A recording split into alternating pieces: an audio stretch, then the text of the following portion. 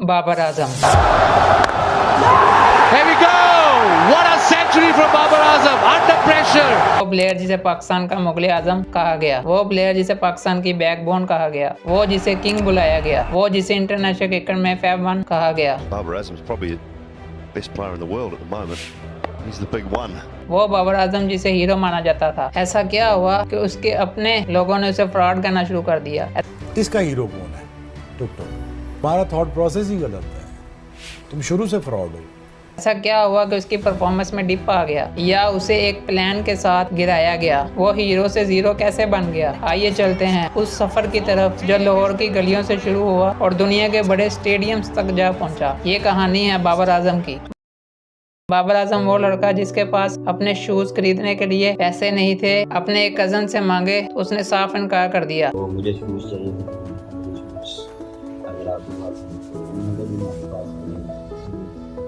बाबर आजम ने कदाफी स्टेडियम लाहौर में ball boy काम करने के बाद 2010 और 2012 में पाकिस्तान की तरफ से अंडर 15 और अंडर 19 का वर्ल्ड कप खेला, जहां पर बाबर आजम के एक्सेप्शनल टैलेंट को देखा गया। और 2015 में बाबर आजम ने पहली बार ग्रीन जर्सी पहनी और जिम्बाब्वे के खिलाफ अपना ओडीआई डेब्यू किया। बाबर आजम ने डेब्यू पर ही शानदार 50 स्कोर की। अब लिखी जाती है वो किताब जिसमें बाबर आजम ने बेशुमार रिकॉर्ड्स लिखे। बाबर आजम वो प्लेयर हैं जिसने T20 क्रिकेट में सबसे कम इनिंग्स में 1000 रन बनाए। बाबर आजम वो प्लेयर जिसने T20 क्रिकेट में 9 कंसेक्यूटिव इनिंग्स में 950 स्कोर्स की। बाबर आजम वो प्लेयर जिसने T20 क्रिकेट में सबसे तेज 2500 रन बनाए। बाबर आजम वो प्लेयर जिसने ओडीआई क्रिकेट में 1000, 2000, 5000 का माइलस्टोन सबसे कम इनिंग में अचीव किया। बाबर आजम वो प्लेयर जिसने ओडीआई क्रिकेट हिस्ट्री में अपना 7वां, 13वां, 14वां, 15वां, 16वां, 17वां और 18वां 100 सबसे कम नंबर ऑफ इनिंग्स में बनाया। वो प्लेयर जिसने 2 दफा ओडीआई क्रिकेट में 3 कंसेक्यूटिव सेंचुरीज बनाई।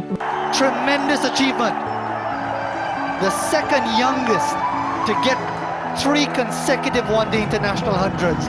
बाबर आजम वो वाहिद प्लेयर हैं जिसने एक ही कंट्री में 5 कंसेक्यूटिव सेंचुरी स्कोर की। Babar Azam ODI world cup के सिंगल एडिशन में सबसे ज्यादा रन स्कोर करने वाले पाकिस्तानी प्लेयर हैं, 474। बाबर आजम का ICC men's ODI team of the year में 3 दफा नाम इंक्लूड किया गया। वो प्लेयर जो रिकॉर्ड के अंबार लगा रहा था। ऐसा क्या हुआ कि 2 साल में वो एक इंटरनेशनल सेंचुरी भी स्कोर ना कर सका? चलिए चलते हैं वापस 2023 में। 5 जुलाई को जका अशरफ को पीसीबी का नया चेयरमैन अपॉइंट किया जाता है और तब भी बाबर आजम को मेंटली डिस्ट्रॉय करना शुरू किया गया। आप लोगों को याद होगा तब एक कैंपेन चलाई गई प्लेयर पावर्स और दोस्ती यारी के अगेंस्ट। ऐसा क्यों किया गया? क्योंकि उस प्लेयर पावर में स्पेशली बाबर आजम और रिजवान ने पीसीबी को साफ साफ मना कर दिया कि हम इन बैटिंग कंपनीज को प्रमोट नहीं करेंगे, जिससे पीसीबी करोड़ों रुपए कमा रहा था। पीसीबी और चेयरमैन साहब को इस पे बहुत गुस्सा आया, लेकिन उस वक्त बाबर और रिजवान की पावर इतनी थी कि हर स्पॉन्सर, टीवी चैनल, हर ब्रॉडकास्टर बाबर और रिजवान को स्क्रीन पर देखना चाहता था, जिसकी वजह से पीसीबी कुछ नहीं कर पाया। लेकिन पीसीबी में बैठे कुछ लोगों ने ये डिसाइड किया कि इस प्लेयर पावर को तोड़ना होगा,